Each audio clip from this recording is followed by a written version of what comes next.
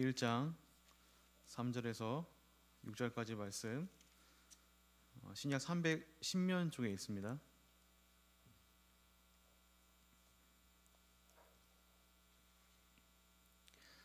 우리 한 절씩 교독하겠습니다. 제가 먼저 읽겠습니다. 찬송하리로다. 하나님 곧 우리 주 예수 그리스도의 아버지께서 그리스도 안에서 하늘에 속한 모든 신령한 복을 우리에게 주시되, 곧 창세전에 그리스도 안에서 우리를 택하사 우리로 사랑 안에서 그 앞에 거룩하고 흠이 없게 하시려고 그 기쁘신 뜻대로 우리를 예정하사 예수 그리스도로 말미암아 자기의 아들들이 되게 하셨으니. 우리 함께 읽겠습니다. 이는 그가 사랑하시는 자 안에서 우리에게 거저 주시는 바 그의 은혜의 영광을 찬송하게 하려는 것이라. 아멘. 네, 우리는 지난 시간에 교회란 어떤 곳이고 또 교회가 어떻게 시작되었는지 함께 살펴봤습니다. 사도행전 말씀을 통해서 교회의 그 구심점은 말씀이고, 또 말씀으로 모인 우리 성도들, 또 하나님의 백성들, 자녀들은 사랑으로서 흩어지는 모습들이 있어야 된다라고 얘기를 했습니다. 이렇게 교회로 모인 우리들이 한 가지 목적을 가지고, 그 말씀이라는 목적을 가지고 와서 서로 교제하고 사랑할 때에 정말 많은 놀라운 일들, 자신의 물건과 또 자신이 가진 재산을 팔아서 통용하고, 또 그것을 나누고, 또 각각의 필요에 따라 어려운 사람들을 돕는 그런 모습을 봤는데요. 이러한 연장성산에서 참 우리 교회는, 우리 지체들은 이것을 좀 잘하고 있고, 또 이번 성탄 행사 가운데 또 그러한 교제와 나눔이 풍성하게 간절히 바랍니다. 오늘은 이제 하늘에 속한 신령한 복이 무엇인지 오늘 말씀 에베소서를 통해서 한번 보려고 하는데요. 이 제목에서 언급된 이 복이라는 이 단어, 이 내용은 사실 누가 또 언제 쓰이냐에 따라서 좀 그 내용이 달라집니다. 가장 많이 쓰이는 때가 언제죠? 복이라는 단어가? 여러분들 단어 생각나나요 혹시? 복권이요? 제가 로또를 이제 해본 적이 있는데, 이런 말 해도 되겠나요? 아무튼 네. 그러니까 저의 인생의 처음의 로또이자 마지막 로또였습니다.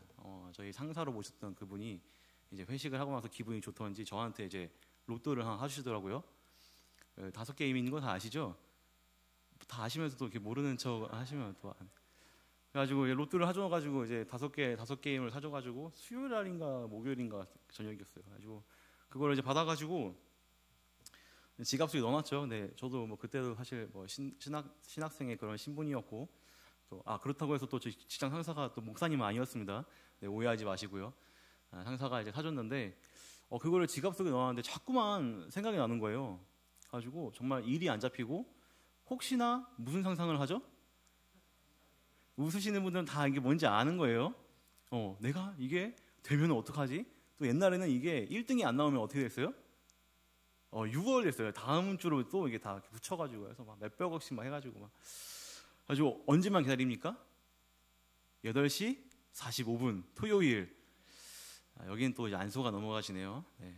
그래가지고 정말 예배 가는 그 시간보다 토요일 날 그 8시 45분 언제 되나, 참 그렇게 제가 지갑 속에서 꺼내보고 했던 그런 기억이 있습니다. 자, 이 복이란 단어가 세상에서 쓰일 때는 이렇게 쓰인다는 것이죠. 뭔가 대박, 뭔가 내가 일확천금을 누릴 수 있는 것. 또 다른 한편으로는 나의 건강과 가족의 건강, 뭐가 좀 만사형통 잘 되는 그러한 모습들을 우리는 복이라는 단어로 세상 사람들이 쓰곤 합니다. 자, 근데 기독교가 말하는 복은 좀 다릅니다. 우리 교회에서, 우리 이 기독교에서 성경에 말하는 이 복은 그 내용이 좀 다른데요. 오늘 함께 이 복이 무엇인지, 성경에서 말하는 복이 무엇이고, 기독교가 말하는 복이 무엇이고, 또 이제 우리가 사실 뭐 축복을 하고 또 우리가 또 복 받는 사람들이라고 얘기하지 않습니까? 교회에서. 그렇다면 이 복을 받기 위해서 하나님은 우리들에게 무엇을 해주는지 우리 함께 말씀을 살펴보면서 나누면 좋겠습니다.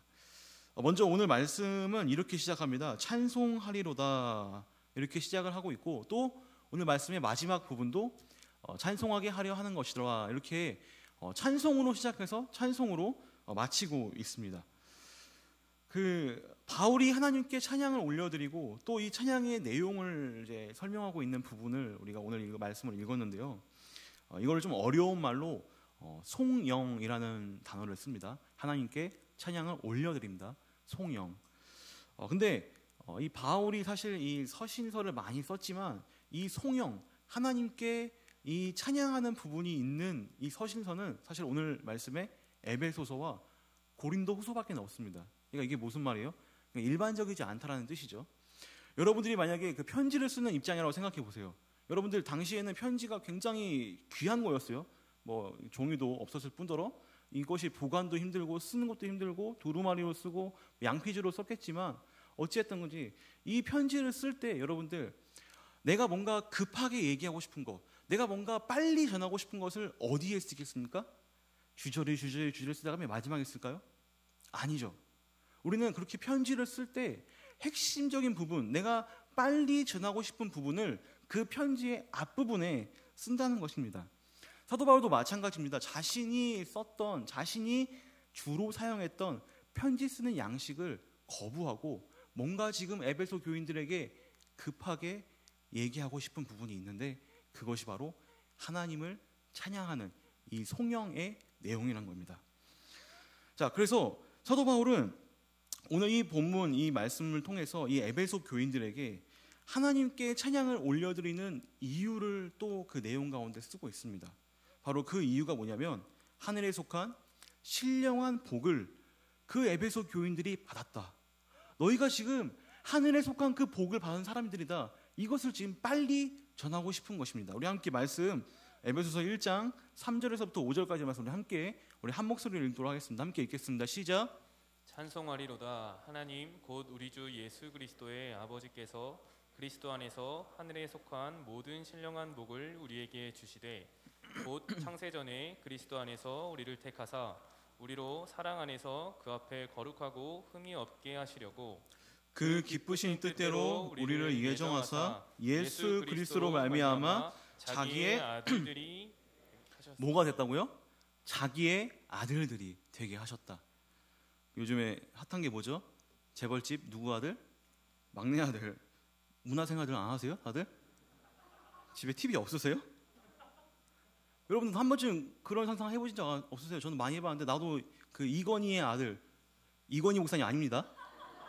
이건희 삼성 순양기업 죄송해요. 순양기업의 회장의 아들이 나도 되고 싶다. 여러분들 그런 상상 해보신 적 없으세요? 뭐 다들 재벌 총수 자녀들이세요? 아니죠. 나만 해봤나? 왜 그런 생각을 해요? 왜 내가 다시 태어나면 그런 집에서 태어나겠다라고 생각합니까?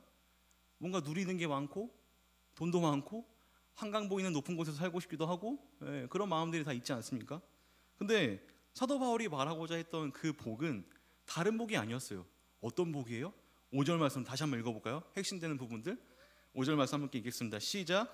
그 기쁘신 뜻대로 우리를 예정하사 예수 그리스도로 말미암아 자기의 아들들이 되게 하셨으니, 그러니까 곧 자기의 아들들, 하나님의 아들, 하나님의 딸, 하나님의 자녀가 된 것이 바로 하늘에 속한 신령한 복, 그 어떤 중요한 내용보다도 빨리 이 사도 바울이 에베소 교인들에게 얘기하고 싶었던 내용이 바로 이거랍니다.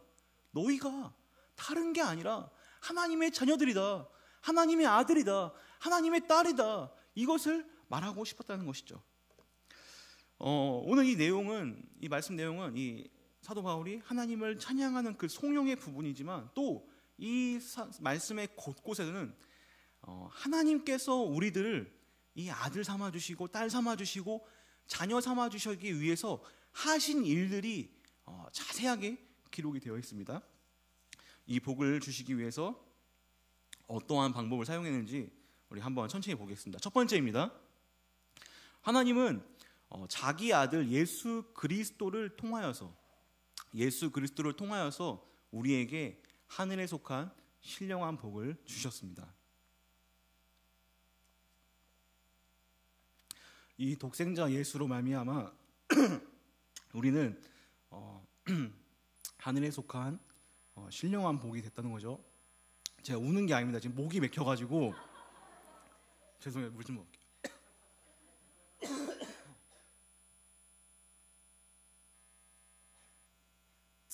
눈물이 나는데 담임 목사님 어떻게 이렇게 3번씩 설교하시는지 모르겠어요.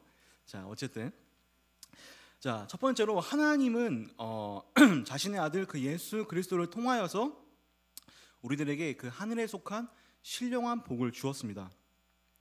자, 우리가 본 말씀들의 그 구조를 보면은 상당히 유사한 걸 볼 수 있어요. 반복되는 단어들과 반복되는 이 구문들이 이렇게 이어집니다. 한번 볼까요? 3절과 4절에는 뭐가 반복되냐면 예수 그리스도 안에서, 5절은 예수로 말미암아, 예수 그리스도로 말미암아, 6절은 그 사랑하는 자 안에서.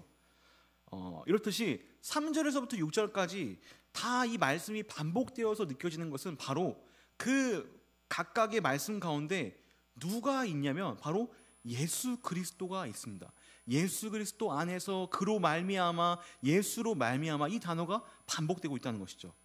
그래서 이 말씀, 예수 그리스도 안에서 이 말씀을 중심으로 그 앞에는 뭐가 나타나냐면은 성부 하나님이 어떻게 이 사람들, 이 성도들, 자녀들에게 어떠한 일을 했는지, 어떠한 사랑을 갖고 있는지를 얘기합니다. 그리고 이 중심은 예수 그리스도고, 그 하나님과 예수 그리스도로 말미암아 우리들에게 주어진 그 유익이 무엇인지, 우리들에게 어떠한 일을 하셨는지를 볼 수 있다는 것이죠. 그러니까 아이스크림이 3단이에요. 1단, 2단, 3단. 근데 1단은 하나님이 하신 일, 2단은 예수 그리스도로 안에서, 예수 그리스도로 말미암아, 그리고 마지막 3단은 뭐예요? 우리에게 주신 그러한 유익들과 우리에게 혜택이 무엇인지를 알려주고 있다는 것이죠. 한번 5절 말씀 보겠습니다. 어떻게 설명하고 있는지. 그 기쁘신 뜻대로 우리를 예정하사, 우리 성부 하나님께서 하신 일입니다. 그리고 그 가운데는 뭡니까? 예수 그리스도로 말미암아, 마지막에는 우리에게 있는 유익들, 자기의 아들들이 되게 하셨으니, 이렇게 3단의 구조로 되어 있다는 것을 우리가 볼 수 있습니다. 자, 여러분들, 하나님의 자녀가 되는 이 일, 이 사건은 왜 예수 그리스도 안에서, 예수 그리스도로 말미암아, 예수 그리스도를 통해서밖에 되지 않을까요? 왜 그렇습니까? 왜 우리가 예수님을 거치지 않고 이러한 일이 복이 안 내려온다면 바로 그거에 대한 답변이 4절에 나와 있습니다. 우리 함께 4절 말씀 읽어보도록 하겠습니다. 함께 읽겠습니다. 시작.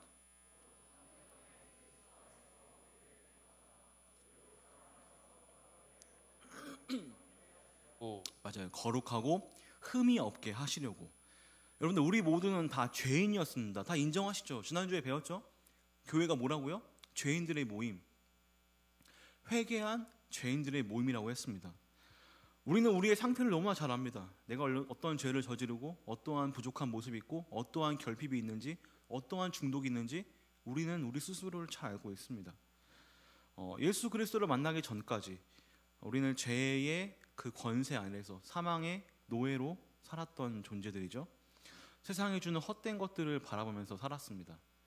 제가 신방을 하다가 보면은 사실 신방의 목적이 뭐냐면 여러분들의 신앙 상태를 제가 확인을 하는 겁니다. 근데 신방을 할 때 이런 성도님들, 이런 이제 지체들이 있습니다. 목사님, 저는 진짜 쓰레기예요. 목사님, 저는 진짜 쓰레기입니다. 저는 말만 이렇게 하지 저희 삶은 정말로 보잘것이 없습니다. 그러면 제가 어떠한 리액션을 취할까요? 제가 하이파이브를 하고 악수를 합니다. 네가 뭘 아는구나. 나 똑같은 쓰레기야. 청소년부 애들한테 맨날 그 얘기밖에 안 했어. 너희들은 다 쓰레기고, 나도 쓰레기고, 너도 쓰레기고, 다 쓰레기다. 그거를 아는 사람만이 예수님을 필요로 한다. 제가 이 얘기를 했습니다. 김몽룡의 쓰레기론입니다. 쓰레기론. 자, 이러한 우리들에게 하나님은 구원의 손길을 뻗으셨어요. 그냥 내버려 두지 않았습니다. 죄와 사망의 권세에서 우리를 건져내 주시기 위해 정말 어마어마한 방법을 쓰신 것입니다. 바로 자신이 하나밖에 없는 독생자 예수 그리스도를 십자가의 그 희생 제물로, 화목 제물로 내어준 것이죠. 예수 그리스도의 죽음으로 우리의 죄값을 치렀습니다. 과거의 죄, 오늘의 죄, 미래의 죄, 모든 죄를 다 치렀다는 거예요. 예수 그리스도의 피로 우리를 깨끗하게 하십니다. 거룩하게 하십니다. 정결케 하십니다. 하나님께서는 오늘 말씀처럼 우리를 흠이 없게 하시려고 이 자신의 아들 예수 그리스도라는 유일한 해결책을 주신 겁니다. 우리가 구원을 얻기 위해서는 이 죄의 문제가 해결되어야 됐어요. 이 해결 과정에서 우리의 공로는 아무것도 없음을 우리는 알아야 됩니다. 이 모든 것, 이 구원 사역의 모든 것은 다 하나님의 주권적인 사역임을 우리는 기억해야 합니다. 그래서 로마서 5장 8절은 이렇게 얘기하고 있습니다. 우리가 아직 죄인 되었을 때에 그리스도께서 우리를 위하여 죽으심으로 하나님께서 우리에 대한 자기의 사랑을 확증하셨느니라. 우리에 대한 자기의 사랑을 확증하신 겁니다. 그것도 여러분들이 나오기 2000년 전에 이미 끝낸 일이라는 거죠. 이 사실을 깨달은 성도는 그저 이 은혜에, 이 하나님의 사역에 감복할 수밖에 없습니다. 찬양을 드릴 수밖에 없습니다. 바울이 찬양했던 것처럼, 송영을 올려드렸던 것처럼 이것이 바로 우리의 찬양의 이유가 되고 송영의 이유가 된다는 것입니다. 하나님은 이처럼 우리들에게 자녀됨의 복을 주기 위해서 죄인이었던 우리를 거룩하게 만들고, 그 과정에서는 예수 그리스도의 십자가 사건이 있다는 것을 오늘 사도 바울은 말하고 있습니다. 또한 두 번째로는 이 구원 사역이 하나님의 그 치밀한 계획, 치밀한 그러한 계획이 있었다는 것을 우리는 알아야 합니다. 우리들에게 이 하늘에 속한 신령한 복을 주시기 위해서 하나님께서는 모든 것을 계획하시고 예정하셨습니다. 이것이 하나님이 우리들에게 주신 두 번째 하신 일인데요. 우리 함께 에베소서 말씀 1장 4절과 5절 말씀 한번 읽어보도록 하겠습니다. 4절과 5절입니다. 함께 읽겠습니다. 시작. 곧 창세전에 그리스도 안에서 우리를 택하사 우리로 사랑 안에서 그 앞에 거룩하고 흠이 없게 하시려고 그 기쁘신 뜻대로 우리를 예정하사 예수 그리스도로 말미암아 자기의 아들들이 되게 하셨으니. 오늘 본문 말씀에 이 택하셨다와 예정하셨다라는 이 의미가 사실은 굉장히 비슷하게 이제 우리는 보이는데, 사실 조금 이제 원어적인 느낌을 살리면 이렇습니다. 택했다라는 것은 정말로 그 여러 가지 중에 한두 가지를 선택한 것입니다. 근데 이 예정하다라는 그 의미를 조금 살려보자면 이거예요. 내가 나아갈 범위를 정한 거예요. 내가 향하는 그러한 장소, 목적지를 예정한 겁니다. 그러니까 좀 의미가 다르죠, 살짝. 여기에는 약간 그 지정학적인 느낌이 있습니다. 예정에는. 자, 이 선택과 예정. 자, 이거를 제가 구약의 한 인물을 통해서 좀 이렇게 설명을 해보려고 해요. 여러분들 아브라함이라고 많이 들어보셨죠? 아브라함, 구약의 그 열방의 아비. 그 아브라함의 삶을 보면은 이 선택과 예정이 잘 나타나 있습니다. 자, 하나님은 그 수많은 사람들 중에서 아브라함을 어떻게 했습니까? 선택했습니다. 그리고 그와 약속을 맺어요. 창세기 15장을 보면은 아브라함이 그 동물들을 다 사체를 쪼개가지고 이제 언약을 체결하기 직전에 잠이 듭니다. 근데 하나님이 그냥 그 횃불로 오신 그 하나님이 혼자 그 언약을 체결하셔요. 이게 무슨 말이냐면, 내가 너의 구원과 이 복과 이 많은 내용들을 나 혼자 책임지겠다라는 내용입니다. 이해가 되시나요? 하나님이 혼자 그 약속을 이루십니다. 자, 그리고 또 하나님은 그러한 약속을 체결하고 자신이 구원하겠다는 그 아브라함에게 향할 곳을 알려줍니다. 가야 될 곳을 알려주고 있습니다. 그를 어디로 인도하죠? 젖과 꿀이 흐르는 가나안 땅으로 인도를 하십니다. 갈 곳을 미리 예정해 놨습니다. 근데 여러분들 여기까지 되게 좋아요. 하나님이 아브라함을 위해서 선택하시고 그를 어디로 향해야 될지 갈 곳을 알려줬습니다. 자, 근데 실상 아브라함의 그 인생은 어땠습니까? 그의 인생을 결말을 보면 이렇습니다. 그는 가나안 땅에 정착은 했지만 그에게 있어서 땅은 요만큼밖에 없었어요. 그 모든 땅을 주신다고 약속했지만 아브라함에게 주어진 땅은 결국 자신이 죽어서 들어갈 그 동굴밖에 없었습니다. 또 그에게 어떤 약속을 했습니까? 어떠한 언약을 체결합니까? 내가 너를 열방의 아비, 내가 한 민족의 아버지로 세우겠다라고 얘기했지만 그에게는 누구밖에 없었어요? 외아들밖에 없었어요. 이삭밖에 없었습니다. 아이러니한 것이죠. 근데 여러분들 우리가 여기 이 현실에만 이 아브라함의 삶을 볼 게 아니라 히브리서에서는 그의 예정, 그를 어디까지 이끌어 가실지를 이렇게 또 다른 모습으로 표현하고 있습니다. 우리 함께 히브리서 11장 9절과 10절 한번 보도록 하겠습니다. 아브라함에 대한 이야기입니다. 함께 읽어볼게요. 시작. 믿음으로 그가 이방의 땅에 있는 것 같이 약속의 땅에 거류하여 동일한 약속을 유업으로 함께 받은 이삭 및 야곱과 더불어 장막에 거하였으니 이는 그가 하나님이 계획하시고 지으실 터가 있는 성을 바랐습니다. 그러니까 하나님이 계획한 성, 하나님이 지으신 성, 이게 뭐예요? 하나님의 도성인 거예요. 그러니까 천국인 것입니다. 아브라함은 이 땅이 아닌 저 하나님이 주시는 저 천국을 보며 살았다는 것이죠.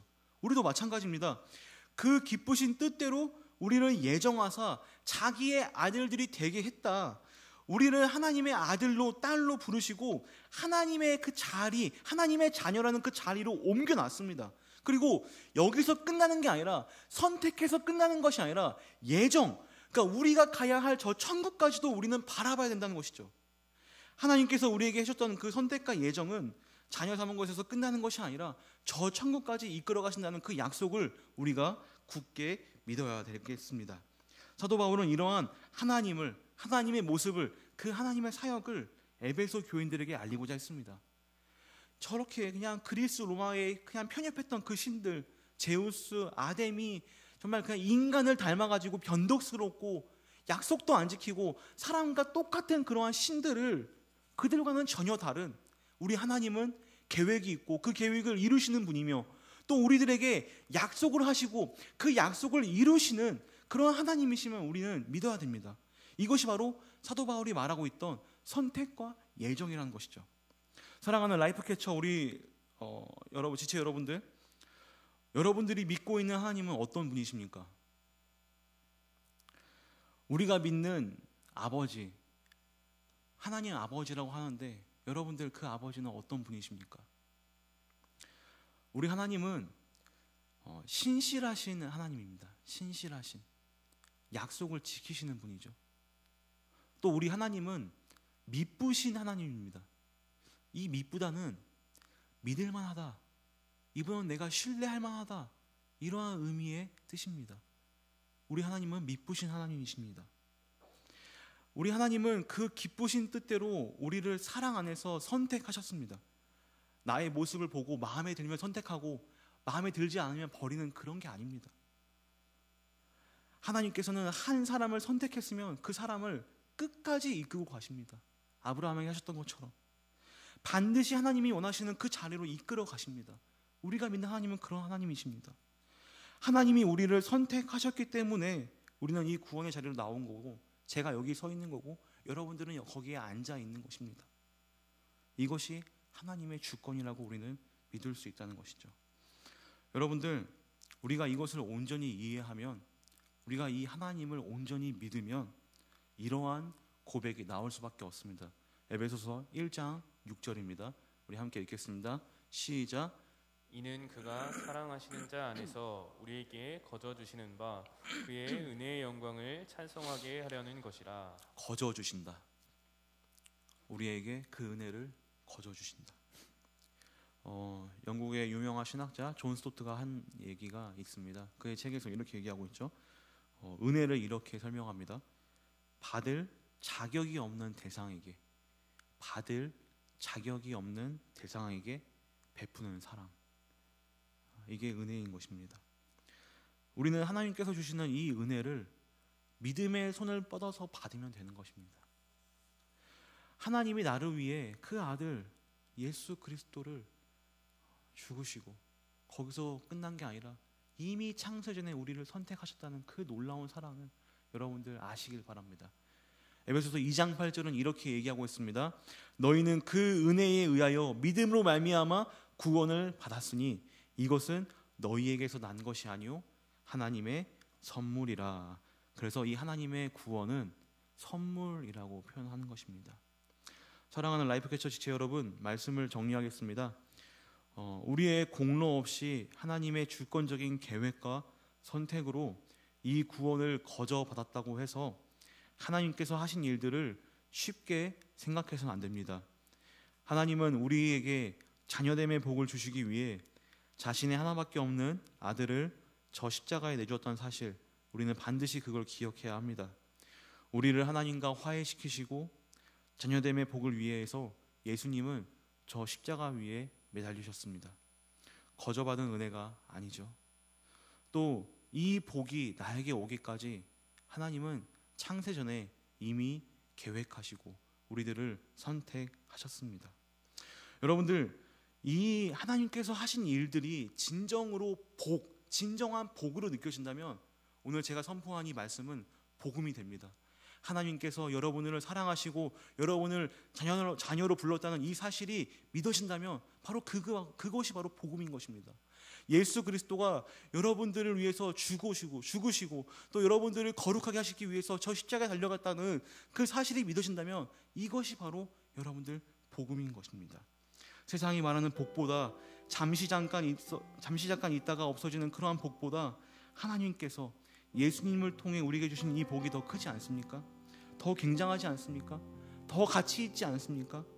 그렇다면 우리는 이 복을 받은 자들로서 어떠한 태도를 가져야 할까요? 어떠한 모습으로 하나님께 다가가야 합니까? 다시 설교의 처음으로 돌아가고자 합니다. 1장 3절의 첫 부분과 6절의 마지막 부분은 이렇게 말하고 있습니다. 찬송하리로다 이는 우리에게 찬송하게 하려는 것이라. 우리를 거듭나게 하시고 우리를 다시 살리셔서 하나님의 자녀로, 하나님의 아들로, 하나님의 딸로 불러주셨습니다. 그래서 우리는 한 가족이라고 부를 수 있는 거예요. 여러분들 삶 가운데서 이러한 큰 복을 누리며 나의 아버지가 하나님이라는 사실을 늘 기억하는 그날 우리 라이프 캐쳐 지체들이 되었으면 좋겠습니다. 우리 이 시간 함께 다 같이